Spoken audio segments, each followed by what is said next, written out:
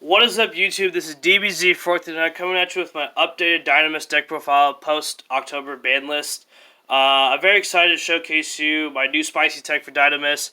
This deck is still relevant, especially even after Agripay got banned. We never used that. And yeah, Dinomist is more of a control, slow tempo deck that can also OTK. Has a lot of special interactions with one another, and is able to combat with the current meta right now. And so without any further ado, let's get on with the deck profile. Starting off with the main deck. Obviously, we cut this card down to two, because you always want to go first, and you don't want to see this card, but it's also, a very good card to get rid of problematic cards. So we're just running at two, you don't want to break with it. Next, you run the triple Ceratops, being able to special summon when you control Dinomist cards to further accelerate to get into your Electromite. It's pretty nice. Next, you run the triple Brachion. Card's actually pretty good, especially going second because it's practically a free special summon. Use this and special summon Ceratops. You haven't even used your normal summon. And go into Electromite or Cleave4 Genius, things like that. It's a great card. Next, you run the triple Terran. When it destroys a monster by battle, it can search. I wish that if this card was summoned, you get to search a card. That'd be really nice. But they knew the deck was too broken, so they had to hinder it some way. And so, yeah, that's why it has that effect. Next, we run the triple Plesios. Plesios, nice. For every Dinomist card you control, your opponent loses 100 attack and defense. And people don't read the card, and they'll crash into something and be like, okay, you lose this and this much life points. They're like, why? And they just like read Plesios. Your monster loses 700 attack or something. So that's pretty nice. The next for my turbo cards, I wrote triple Biscuit Razor. The scale's perfect. It's level 4, so you can go into your rank 4 plays as an accelerator. Nice way to put a spell counter on your stuff. And some people forget its monster effect, where it becomes when it gains 1100 attack. So that's pretty nice.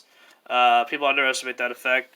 Next, we play the triple Magical Abductor. Very, very good card. If it has 3 cards at a spell cap in the scale, you get to search any pendulum card, so that's pretty nice.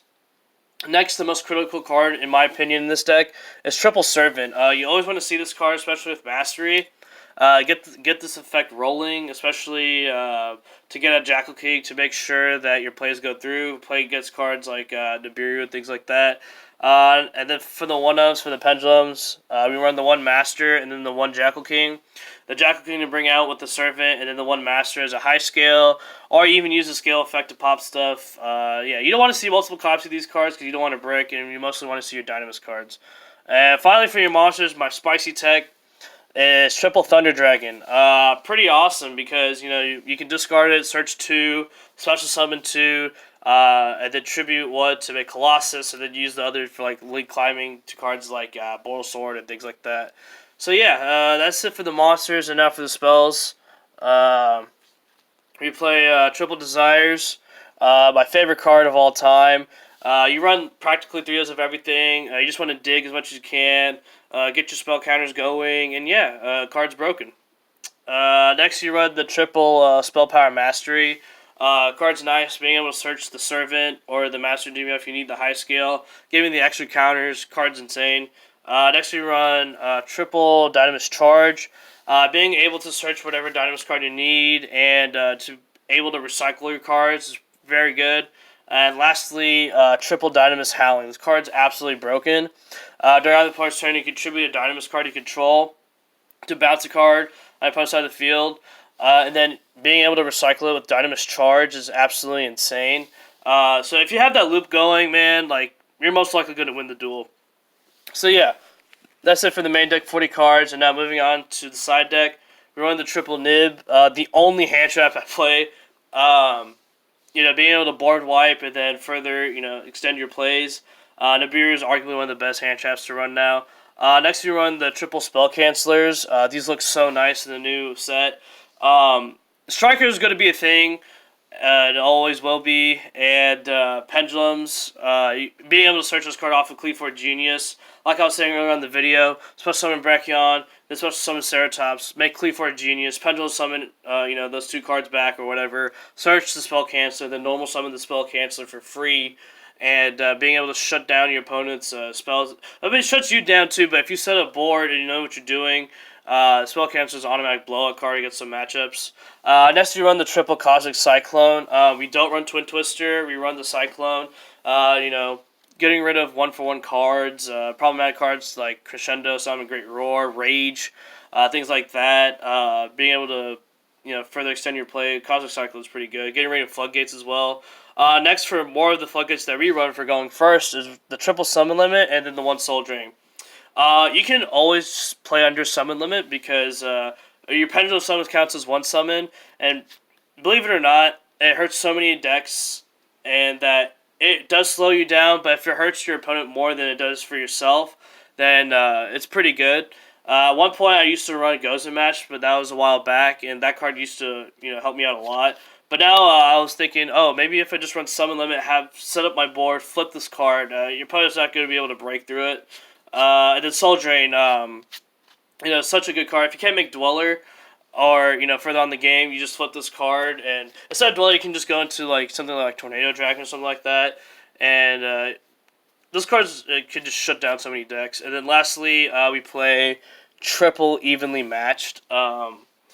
Arguably one of the best side decks to play right now. Being able to drop it against control decks, make them cry, and then further pursue your play. Evenly Matched, in my opinion, is one of the best side deck cards to run right now.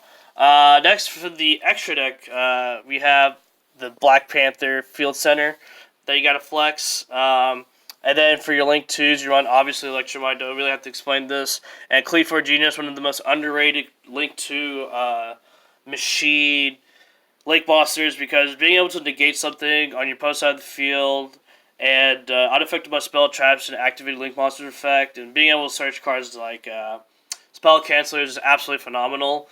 Next, we run the double Borreload, or one Borreload and one Boral Sword. Borreload to take away problematic cards, and Boral Sword for OTK. And lastly, we run the one Zephyr Meltron. Pretty good Link 3 card. Being able to summon Bahamut Shark, totally awesome, and Infinity underneath it. Being able to recur your stuff, being able to banish something comes in handy. And then next we run the one Colossus for, for the Thunder Dragon package. Next we still run the double Infinity and the double Cyber Dragon Novas. If the game's grindy, you need to be able to access double Infinity. Infinity is one of the best negation cards right now. Next, for the Totally Awesome package, you're able to rank 4 to water monsters really easily. The summon Toad off of it. Toad's also actually a really good card to negate with. And lastly, for your XYZs, you run the one Dweller, the one Cowboy, the one Tornado Dragon. Dweller's probably the best rank 4 right now. Being able to shut down opponent's graveyard, Cowboy for game, and Tornado Dragon to get rid of problematic cards. And so, yeah, YouTube, thank you so much for watching. If you liked this video, please hit that like and subscribe button. Also, if you guys have any comments, any questions, feel free to post it down below in the video. I always try my best to respond. Hit that like and subscribe button, and have a nice day.